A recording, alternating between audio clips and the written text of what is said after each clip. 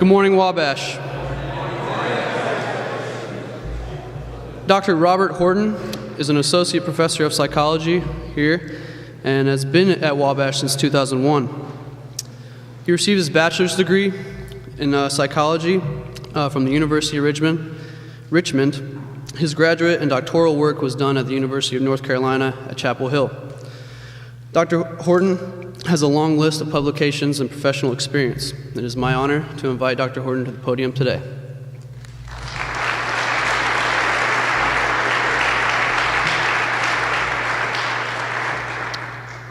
Thank you very much, and thanks for being here. In his famous poem, Ulysses, Alfred Lord Tennyson suggested how dull it is to pause, to make an end, to rust unburnished, not to shine in use, as if to breathe were life. You may be happy to know that the Chapel Talk is not about Alfred Lord Tennyson and his poetry. In one of her famous poems, Emily Dickinson writes, "Success is counted sweetest by those who ne'er succeed. To comprehend a nectar requires sorest need. Not one of all the purple host who took the flag today can tell the definition so clear of victory as he defeated dying, on whose forbidden ear the distant strains of triumph burst agonized and clear." You'll likely be thrilled to know that the Chapel Talk is not about Emily Dickinson and her poem. I can also say that the Chapel Talk is not about how interesting Stephen Murillo is. Even though I learned a few weeks ago I could fill up an hour talking about just that topic. So what is this Chapel Talk about? This Chapel Talk is about a single effort to which more than 600 students have invested almost 2,000 hours of their time. 2,000 hours. That is a lot of time. What can you do with 2,000 hours of your time? Well, you could build a house with 2,000 hours of your time. You could watch, depending on your preferences, 4,000 episodes of Little Einsteins, if you have kids, or Flavor of Love 3, if you don't, or Rock of Love, if your preferences. You could eat roughly 12,000 bowls of cereal, 10 minutes each, 48,000 Pop-Tarts, those are a lot quicker. You could attend faculty meetings, roughly 1,200 faculty meetings if Dean Phillips and President White have something to say, and roughly 10,000 if they don't. Or you can trade all that in for one kick-butt assessment, where is it? There it is, kick-butt assessment of liberal arts education. That, my friends, is what this Chapel Talk is about. The Wabash National Study of Liberal Arts Education. This is arguably going to be a somewhat different Chapel Talk than the ones you've attended in the past. It's part research presentation, part philosophical statement. It's unique in a couple of ways. First of all, I wasn't invited to be here. The North Coast Accreditation Committee sort of asked to give this Chapel Talk in hopes that we could give you some information about this study. It's also unique because it's sort of arbitrary that I'm the one giving this talk. I drew either the short straw or the long straw, depending on how you want to see it. And so, but since I'm up here, you're going to get a talk that combines a couple of things I love the most, which is poetry, to which you've already been subjected, and data. I'm not sure which one of those you're going to like more. But most importantly, I'm up here to give you a sense of what exactly you've done this work for. Why have we asked nearly everyone in this room to give at least 2 hours of his time to the Wabash National Study of Liberal Arts Education? About 650 Wabash students have participated at some point. Nearly everyone in this room has given at least those 2 hours. And the goal of being here today is to give you a sense of what we've learned from this study, how we hope to use and think about the study, and why we think the time you've spent is actually worth it, and why we think it's actually worth even more of your time. So that's my goal. We'll see how I do. So let me tell you a little bit about this study, and I promise to make this relatively quick. The Wabash National Study of Liberal Arts Education has been running now for 3 years. It includes 50 or so different institutions. More than 15,000 students have participated in the study. It includes assessments from institutions that are like Wabash, small institutions like DePaul and Hope and Allegheny, Vassar, Amherst, etc., and large institutions like Notre Dame, University of Michigan, and University of Kentucky. It includes lots of different assessments. As you may remember, it takes a very long time for you to complete the national study assessments, roughly 2 hours. There's lots of things we ask you, right? So it's a very big effort that's centered in the Center of Inquiry for the Liberal Arts. Now, each of the institutions that participates in the study agrees to have at least one entering class take assessments at multiple times during their college career. So this is what we call a longitudinal design, right? So participants come in and they're asked to complete assessments at the beginning of their freshman year. Most of you completed the national study right when you came on campus before you took a class. You sat down during orientation to take it. Then participants take assessments at the end of their freshman year, which some of you have already done, and you'll be asked to take assessments again at the end of your senior year. At Wabash, we're doing even more than this. We're actually interviewing a sample of each class as they go through their sophomore and their junior year, again in hopes of getting more and more interesting information about you. So what kind of information do we get? And this is arguably critical to the goals of the study. And this is going to be the way I structure the talk from here on out. We get information about roughly 4 different things, 4 different categories of information. First of all, we get information about what you're like when you get to Wabash. We ask you things about your attitudes, your values, your aspirations. We get measures of your critical thinking scores, your attitude towards literacy, your moral reasoning scores. So we get a picture of our entering classes when they walk in the gates of Wabash, so we know sort of with whom we are dealing. We get a sense of how you change. Remember, we give you assessments at the end of your freshman year, and then we're going to give them to you again at the end of your senior year. So we're going to get a sense of how you change on all these variables, because when you come back at the end of your freshman year, when you come back at the end of your senior year, we're going to ask you to complete a lot of the same assessments you did at the very beginning of your college career. So we're going to get a sense of how you develop, how you change as an individual in terms of your interests and values, critical thinking, moral reasoning across your college career. We're also, importantly, going to get a sense of what you say about your educational experiences. For instance, how good are the interactions you have with faculty and staff? How challenged do you feel by the education at Wabash? How often do you interact with peers and work together on projects? And finally, maybe most importantly, the study is going to give us a look at how those educational experiences relate to how you change during your time here. That is, we can look at how you're different in your senior year versus your freshman year and track what kinds of educational experiences predict that change.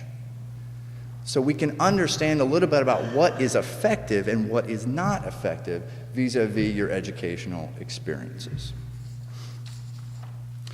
I'll talk about some priorities in these goals later, but let's turn to a little bit of information. So who are you? And this is sort of the first bullet in my title, right? I want to give you some sense of what kind of things we're hearing from you in these incoming student profiles. When you walk in the door, what does the stereotypical Wabash student look like? Well, there's Wally, right? That's not what y'all look like. But each of you likely has some image. When I talk about the average or stereotypical Wabash student, all of you have this notion of what the average Wabash student is like. You're exposed to all sorts of themes and information, even when you're recruited, right? So boys go to college, men go to Wabash. That presents a particular image. We get information from national publications. We're listed as a jock school by certain publications, right? There are themes you hear often. When I came to Wabash, I heard that Wabash students work hard and they play hard. There's a certain stereotype about the Wabash student. that you're hardworking, you're blue collar, you sort of pull yourselves up from your bootstraps kind of guys, right? This is the kind of thing we hear. And to me, the beauty of the social science kind of method is it allows us to check to what extent do our impressions match up with what you guys tell us, with some sort of evidence, right? Your responses on the national study. Okay, so let's look at a couple of things. And before I get to showing you ways, things that we've learned in the national study, I want to preface this with a little bit about sort of this social scientific methodology. When you complete items for the national study, you're completing things on a continuum, on a scale. Typically, it's at a level of agreement scale, normally a quantitative one. You mark a response 1 to 5 on a scale. And what we do is we look at how Wabash students, on average, compare to other groups. So we basically take all your responses and we average them together. And so we get a mean score, and we say, well, here's the Wabash average. How does that average compare to the average of men at other institutions like DePaul and Hope and Vassar, et cetera? Now keep in mind that when we talk about how you're different, we're not trying to pigeonhole anybody. We're not trying to suggest that you're all alike, because you're not. There's lots of interesting variability in Wabash students. Thankfully, you're all different. You have slightly different interests, et cetera. But by looking at comparisons between institutions, we can look at these group differences and we think that those group differences are interesting and possibly informative. Okay? So I'm just going to show you a few variables on which you are different than men at other small institutions. And by the way, there are a ton of variables in this study. I can't possibly show you all of your responses or all the variables.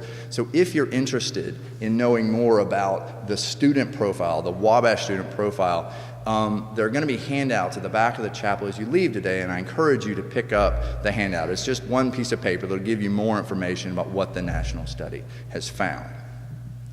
Okay, so we're going to do a little bit of a game, not a big game, just a little game. I'm going to flash up some variables. And I'm not going to tell you how you're different, being mysterious. I'm just going to say you're different.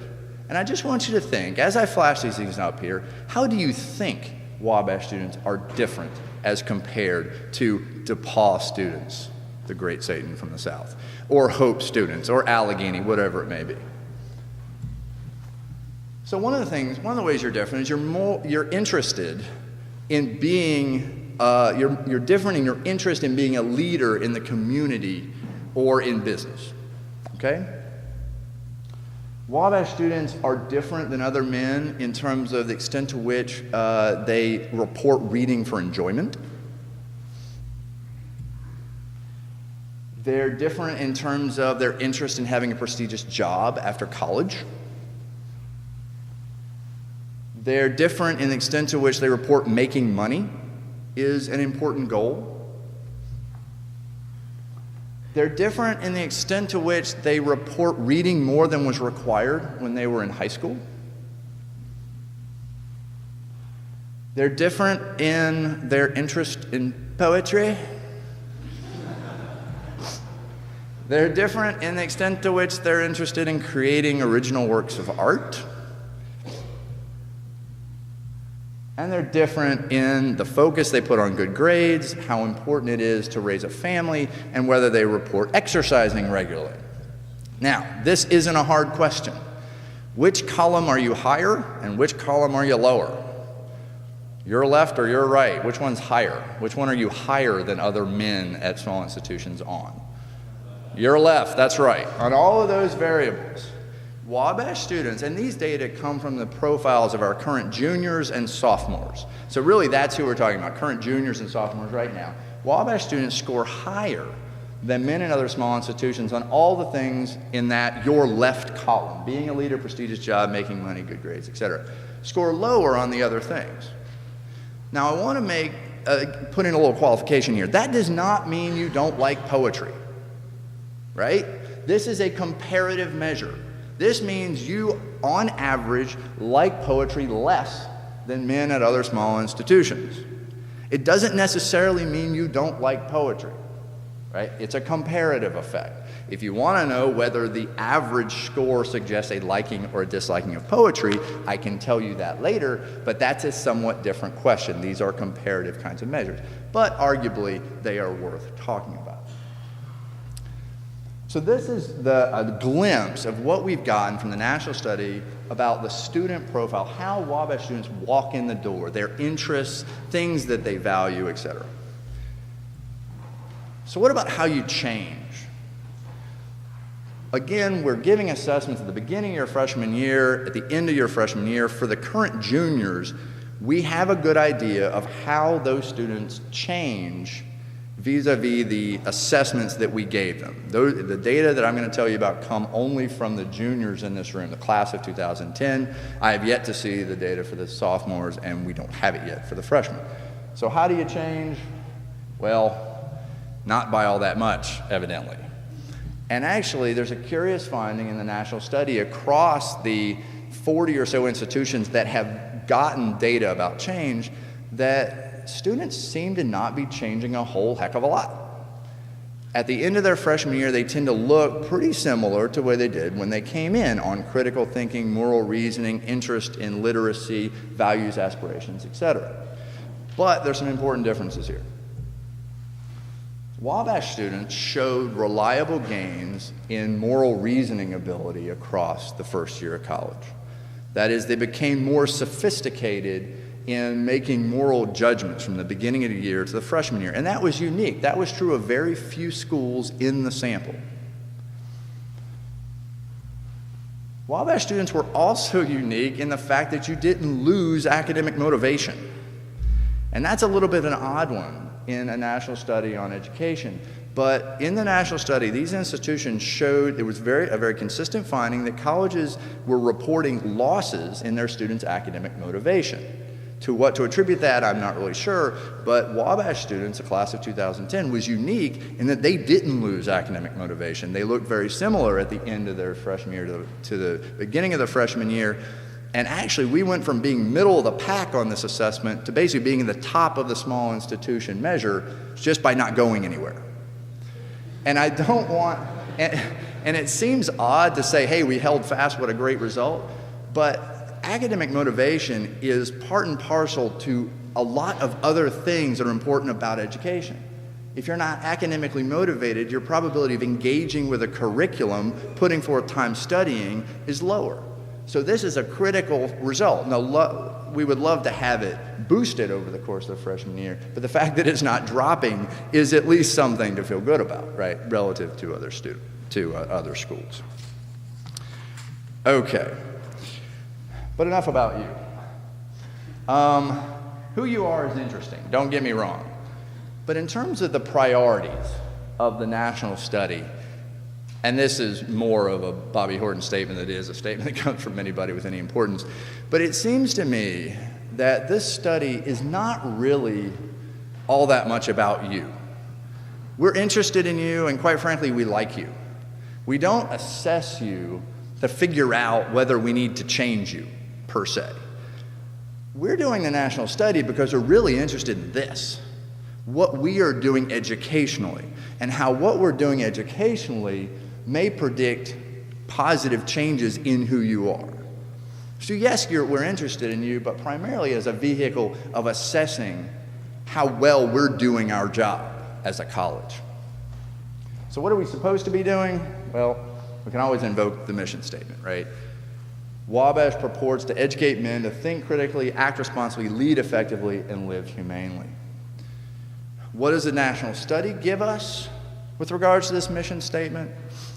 Well, the national study gives us, it seems to me, two things. One, it gives us guidance about what kinds of things we might do to better achieve that mission. And two, it gives us some sense of what our students say about how we're already doing with regards to that mission. Now again, the information I'm going to give you here is collected from the current juniors, the class of 2010, and it's organized around three particular dimensions, and this is the guidance part. The Wabash National Study is bigger than Wabash. Again, it includes like 50 schools. And the Center of Inquiry has done sophisticated analyses to try to understand across all the institutions in the sample what kinds of educational experiences really matter for predicting the kinds of outcomes colleges care about, like critical thinking, moral reasoning, attitudes towards literacy, appreciation of diversity. What kinds of educational experiences promote these things that we care about? And the national studies identified 3 broad dimensions that are labeled as such: high quality teaching, academic challenge, diversity experiences. And I'm going to define those here in a second. There are also dimensions that the center has identified that are less influential in bringing about positive outcomes. Things like cooperative learning, frequency of contact between students and faculty, peer interactions. Across the national sample, those dimensions are less predictive of the kinds of outcomes we care about than these things are. These seem to be really powerful.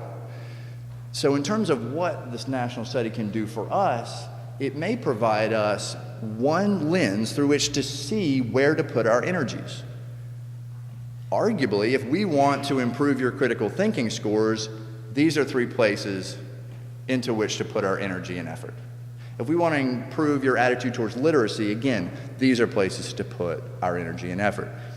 Just a little bit of a definition. High quality teaching, it sounds sort of obvious. High quality teaching refers to a lot of different items, but how engaged faculty are in their teaching, to what extent they care about their teaching, the quality of your interactions with faculty outside of the classroom.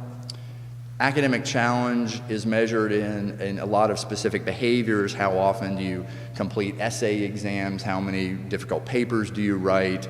To what extent do you feel challenged by your courses? And then diversity experiences is defined probably more broadly than you are currently thinking of it. It's not, we tend to think of ethnic diversity when we hear the word diversity, but for the national study, diversity is defined quite broadly in terms of ideological diversity. To what extent are you exposed to ideas that are different from your own? So again, guidance for where we might put our efforts is one place a national study helps us. It also helps us by giving us a sense of how our students say we're doing. So I'm just going to show you tables. I like tables. Hopefully you like tables as much as I do. Tables of percentages of students who have rated Wabash as strong, moderate, or weak in the 3 critical dimensions. And I've also put up here data for the small institution comparison group and the large institution comparison group. And for those who can't see the screen, I'll summarize this. With regards to good teaching and high quality faculty interactions, Wabash looks quite good. 73% of, again, the class of 2010 is rating us, giving us a strong rating in that category. That puts us far and away above the percentages that you see in small institutions and large institutions. Okay, so we seem to be doing fairly well in that category. Academic challenge, again, our percentages are higher than the comparison group, the small institution group to which we compare. 51% or so of our students are giving us a strong rating. The numbers don't add up to 100% because of rounding error, in case you're wondering. But 51% give us a strong rating, 49% give us a moderate rating. Again, we look better than a comparison group of small institutions that are in the study. With diversity experiences, we look sort of like everybody else, getting strong ratings from a small percentage of our students, moderate ratings from most, which is similar to what you see at other small institutions. So a little bit of an editorial here. If you were to look at these dimensions and say, where could Wabash improve the most? By our student responses, the answer seems to be right here. And this may or may not involve ethnic diversity kinds of experiences, but it certainly involves ideological exposure to ideologies different than your own, immersion trips, going to speakers that talk about political issues that are not in agreement with your own. Those things are reliably associated with improvement in critical thinking, improvement in moral reasoning, and we don't look nearly as good here as we do on the other dimensions. Okay. But let's take a step back. I promised at the beginning of this talk to try to convince you why we care about these data, why we've asked you to spend so much of your time, why we've asked everybody in this room to give at least 2 hours of the time to this study. And it seems to me that there's one practical reason we've asked you to do this and one sort of philosophical reason. So humor me a little bit.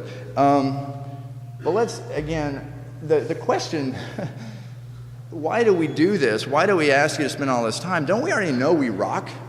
We like rock the world and everybody loves us. And like Forbes said we're number 12 in the country, and some other really cool publication said we're like number 10.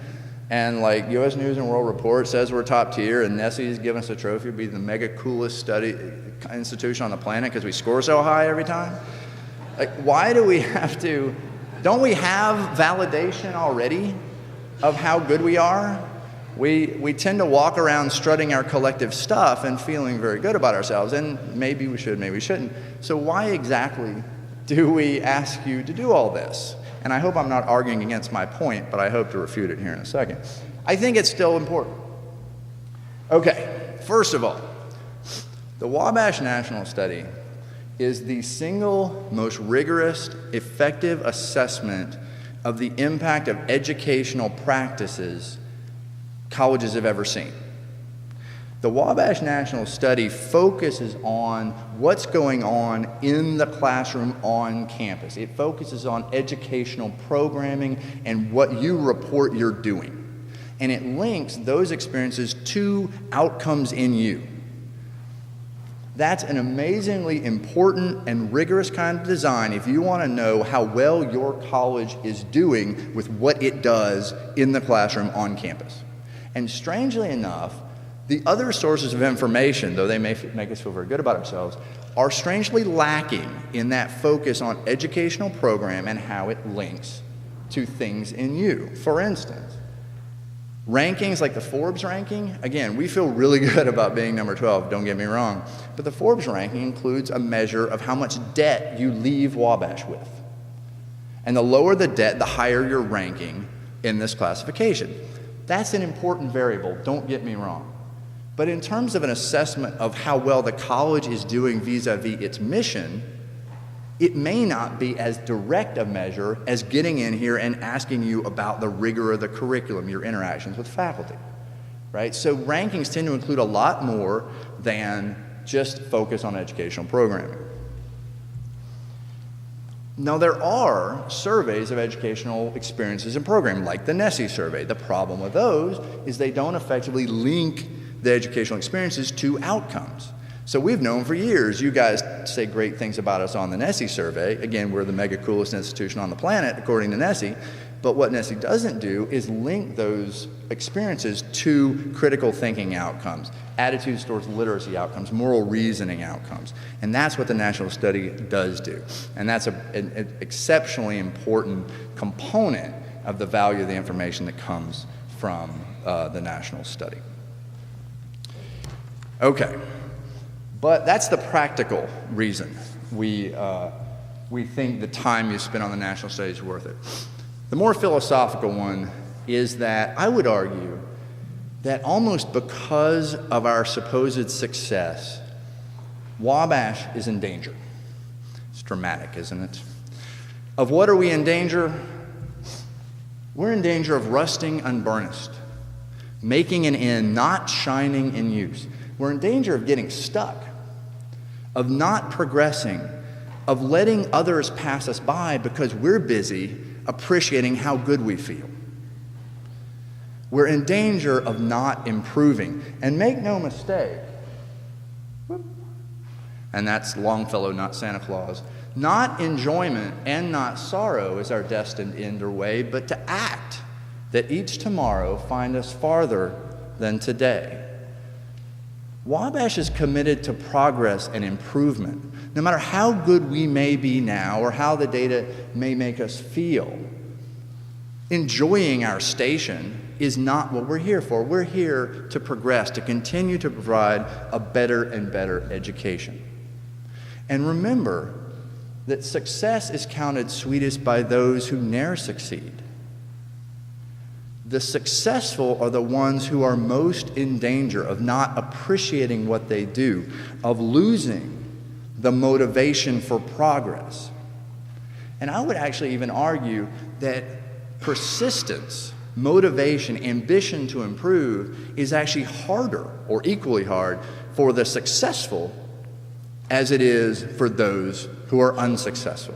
If you fail, you're going to naturally want to improve because no one wants to be a failure. If you're successful, it's going to be easier for you to rest on your laurels, enjoy yourself, and sit back and let others pass you by. So for a college like Wabash needs to work harder than others do to find ways to progress, to stoke motivation. It needs to find voices and groups who are skeptical, who keep it grounded, who complain. That's probably why we have faculty, right? Because it's the faculty laughing. The faculty, more than anybody, complain about anything, right? Even when times are great, faculty will moan. But that's important because without that, we are in danger of becoming complacent. So to me, and again, this is a philosophy, to me, the Wabash National Study is a fantastic manifestation of your college's commitment to progress and improvement. When you sit down to do those studies, you're helping with this mission. The Wabash National Study is not about you per se. It's not you being tested. And it's really not about me either. It's about the college and its future. It's about ensuring that Wabash continues to give the best education it can to future generation of students who will sit where you're sitting. For your work and effort in that task, we're thankful. If you'd like more information about the National Study, about the findings of the study, again, those handouts will be at the back of the room, and I appreciate you letting me be here today.